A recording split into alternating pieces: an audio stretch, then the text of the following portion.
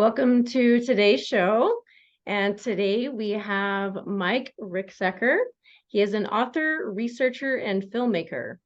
And about Miike, we have, amazing bestseller, Travels Through Time, A Walk in the Shadows, and Alaska's Mysteries Triangle, as well as several historic paranormal books. He has appeared on multiple television shows and programs, including History Channel's Ancient Aliens and the Unexplained, Travel Channel's The Alaska Triangle, Discovery Plus Fright Club, and Animal Planet's The Haunted. Multiple series on Gaia TV, and much more. Miike is the producer and director of the docuseries The Shadow Dimension, which is available on several streaming platforms. And he also produces additional full-length content on ancient wisdom, lost civilizations, and the supernatural on his extensive YouTube channel. So I can't wait to introduce you to Miike. Welcome, Miike, and how are you doing today? Thank you, Melanie. I'm doing really well this evening. I appreciate you having me, and I'm really looking forward to Conscious Life Expo. Wonderful. Us too. We're looking forward to having you there. So let's start with you and your journey and what led you to where you are now. Yeah, absolutely. I think like a lot of other people in this field, I started with having experiences when I was a young child, and for me, it started off with a what we would call a shadow person that appeared in my bedroom when I was about 8 years old, and I had no idea about shadow people, shadow entities, anything like that at that age. I'd woken up in the middle of the night and I thought that there was somebody that had broken into the house. I thought there was an intruder, and so I was very, very scared, very frightened. And it was a really fascinating experience looking back on it. At that point, I was frightened, and it did get physical with me. It approached my bed, and I'm trying to scream. My mouth is open, nothing's coming out, and it actually grabbed me by the wrist, crossed my arms across my body, and then ran off down the hall and of all places into a closet. By that point, I found my voice, found my legs, ran off screaming in my parents' bedroom about what had happened. And I have very nice, kind parents, and they're trying to console me, calm me down, tell me I just had a bad dream. But this was something that I knew that I was awake for. It was not a bad dream. It's not a nightmare. It was the only incident that I had in that house. We lived there for about another 5 years until we moved to a different house. That was in Massachusetts. We moved to Ohio, and I started experiencing another type of shadow entity there, but very, very different than that first one. And this one was recurring, and my mother had actually seen this as well. So this was, phenomena that I had seen for many years. I've seen it. I got into investigating the paranormal as I got a little bit older and saw many more of these type of phenomena. And what's interesting is just recently here, a few years ago, I had a past life regression, a hypnotic regression. And one of the things that we looked at was that very first experience that I had with this shadow. And one of the things that we deduced from this, because we were able to channel this entity, was this was actually some sort of interdimensional being. And it was there of all things just to research humanity. Actually, was not trying to scare me at all. So that was actually very, very reassuring, and opened my mind even more to the fascinating phenomena that's in our universe. Right. Wonderful experience. And so was that the only experience that you had as a child, or was that something that went on for some time? At that age, that was the most significant. I had some other things that as a young child, 5, 6 years old, that I may have seen.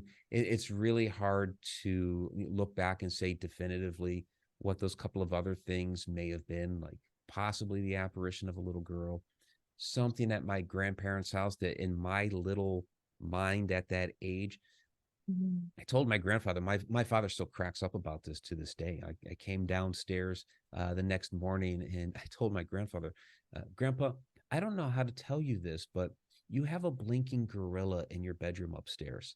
And that's how my little mind at that age, related this phenomena of this whatever sort of form that took that kind of shape. And that's how my mind interpreted it and told my grandfather. Like I said, my father still cracks up about it to this day. So yeah, there's other things that I probably did see when I was young, but again, it's hard to really definitively say what those things were. Right. And so that just led you along this pathway of curiosity, I assume. Yeah, absolutely. Yeah, it's taken me on a very, very interesting journey. The first paranormal investigations that I had been conducting, I didn't even know that's what I was doing at the time. I mean, I was a teenager. This is like around 1989, 1990. And, my friend David and I were told by another friend of ours, Lori, I think my bedroom is haunted. Is that we're going up there and checking things out. And sure enough, and David was very, very sensitive young man, still is to this day. And her main thing was that she believed that her wall in the bedroom was haunted. It's a very historic home in the downtown area of the town in which we lived. And anytime she would tack up something on this wall, like posters, we're in high school, Yeah. they would always fall down, like maybe an hour, a day, maybe a week later. She couldn't keep anything tacked up on this wall. And so we're checking it out while she's telling us different ghost stories of the house. And Yeah. David put his hand flat to the wall like that. And all of a sudden, he turned this bright, bright red and started sweating profusely. I'm looking at David like, oh my gosh, what in the world is going on with my friend? I'd never seen anything like that before. So he starts going wall to wall in the house, trying to find the quote unquote hot spots. And that was the moment that I knew that, this is extremely fascinating. I'm going to be, researching this type of phenomenon for the rest of my life. Yeah, that's fascinating. So, did you start your career off with writing books first, or did you start with filmmaking? Writing. So writing has been a passion of mine since I was 7 years old, and I really enjoyed. If you remember the Encyclopedia Brown books, I really enjoyed those type of little mystery stories. And so, as a 7 year old, I was trying to mimic those and create my own little mysteries. And I wrote some other, like little ghost stories and things like that. And if you can imagine this as a 7 year old, paranormal fiction. So I Yeah. I'd grown up in Massachusetts, like I said, for several years, and so we got a lot of history on the American Revolution. So these little historic fiction books were basically George Washington and his lieutenant following the battles and Mhm. their misadventures when they would uh, move from camp to camp, and yeah, pretty silly, but yeah, writing has always been a passion of mine. Wonderful. Tell me about what you've written.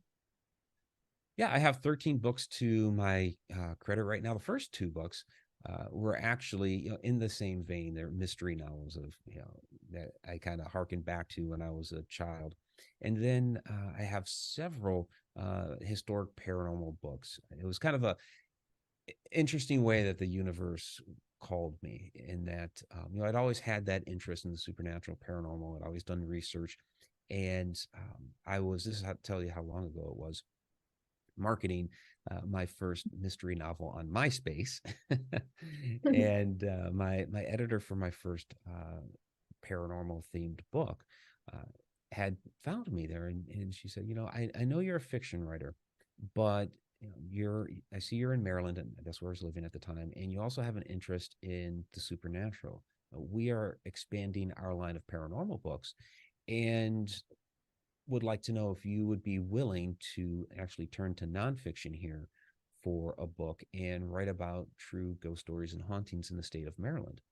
And so I jumped right on that, and it's really, where the universe kind of plunged me down that rabbit hole. I wrote several more books of that nature. Started really going full bore into my research into supernatural phenomena, into Earth energy and things of that nature, the inner workings of the universe and the cosmos.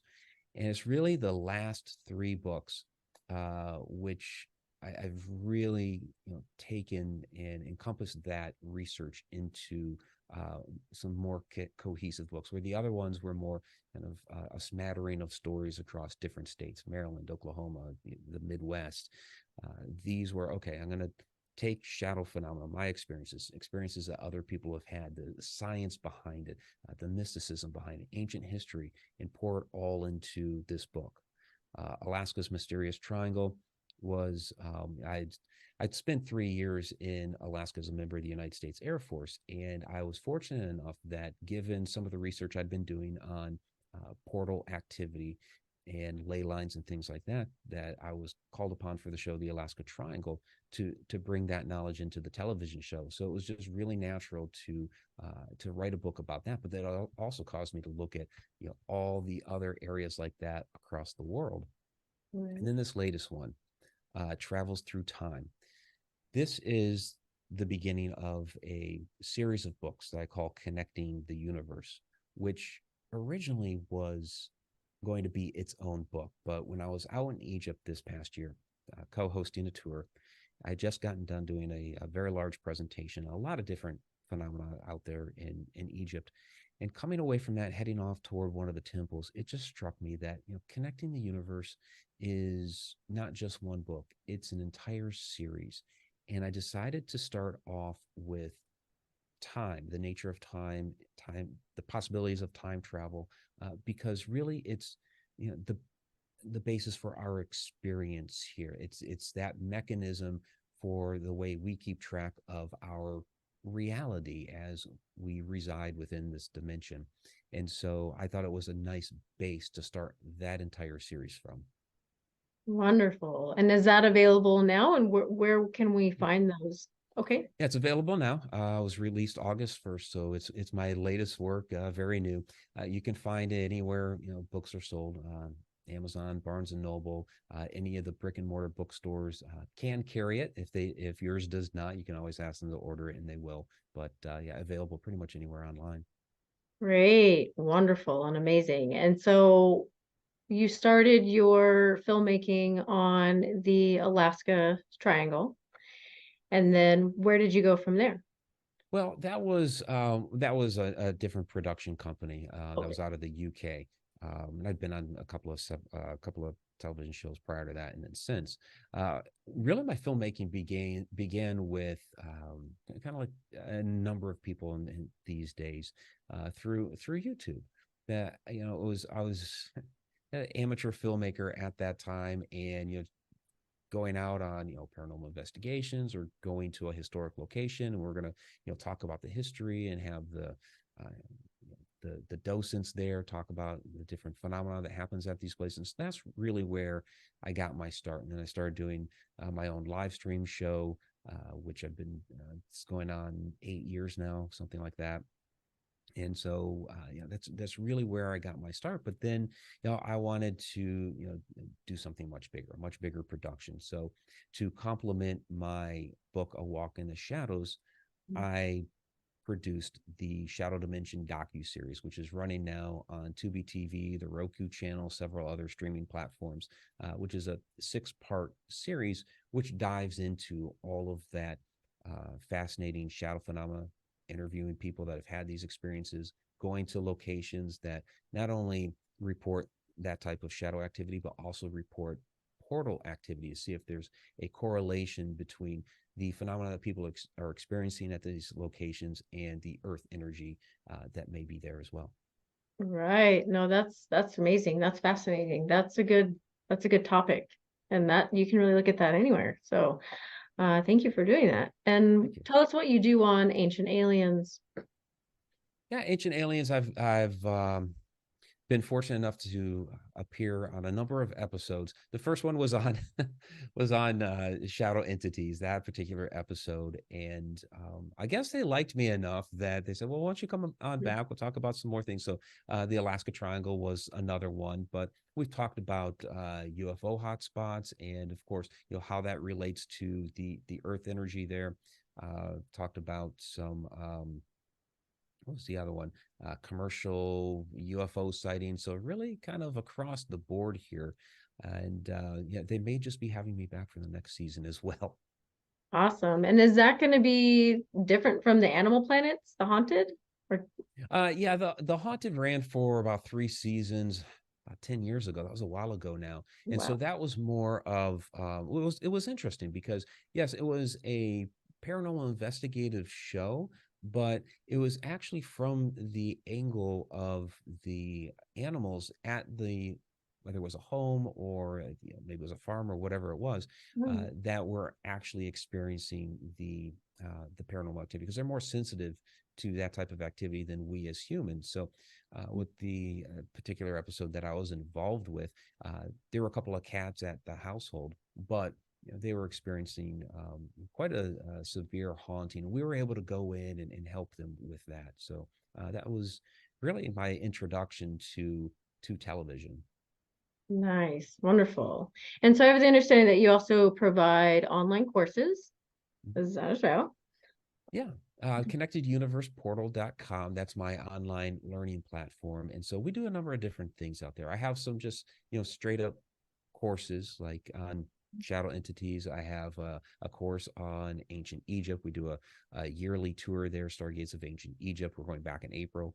So a lot of that information is encompassed in there. And then I have a member area in which we have weekly classes on a variety of different topics. We have monthly Q&A videos, all kinds of articles, video blogs, a lot of the behind the scenes footage, and then also travel blogs from a lot of the different locations in which I tour and do research. Oh, nice. And do you offer, are these pre-recorded courses or are they one-on-one? Um, Most of them are pre-recorded. The Okay. We're looking into some more one-on-one things in the coming year, so be on the lookout for that. Yeah, definitely. We'll keep a lookout. And so you will be doing a lecture here at the Conscious Life Expo, which is going to be held on February 9th, which is a Friday. And that time is going to be 5 p.m. to 5:45 p.m. And your room that you'll be in is Century C, and your topic is going to be, is time travel possible? So tell me more about your free lecture and what we can expect at your lecture.